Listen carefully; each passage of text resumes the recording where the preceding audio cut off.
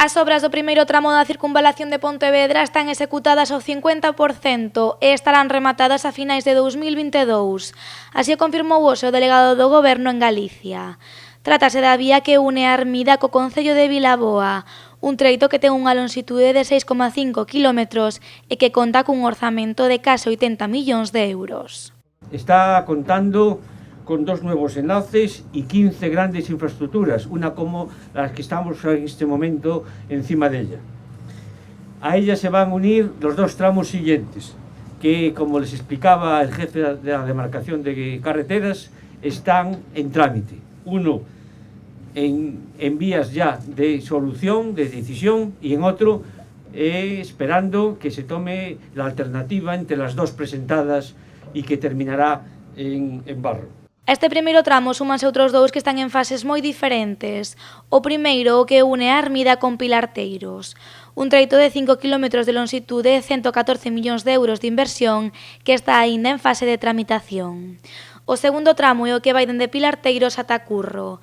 Aquí aínda queda por escoller a alternativa definitiva. En total, esta autovía terá un investimento superior aos 300 millóns de euros. Quiero destacar que desde el 2018 se han invertido 30 millones de euros en mantenimiento de carreteras. De hecho, 17 millones se han licitado la semana pasada. Por tanto, me van a permitir que reivindique el compromiso firme del Gobierno con las comunicaciones en Pontevedra y, sobre todo, el compromiso con esta área metropolitana tan importante de la provincia de Pontevedra. Nesta visita estiveron tamén presentes os alcaldes de Pontevedra e Vilaboa. Miguel Anxo Fernández Lores asegurou que esta é unha obra trascendental para a comarca e por iso pediu que se lle dé prioridade á súa execución. É unha obra trascendental para a mobilidade en toda a comarca, especialmente para a mobilidade industrial. Esta obra une 3 polígonos industriales, 2 polígonos industriales, que o de Barromeix e o de 3, a Raigosa e o Campiño, que son de 2 concellos diferentes.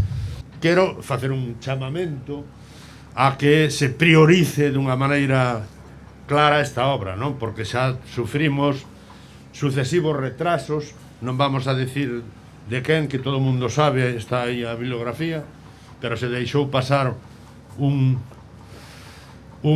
estudio de impacto, estamos outra vez con un estudio de impacto en Pilarteiros, temos que definir claramente o de Barro, porque o sentido verdadeiro desta obra é a totalidade da obra.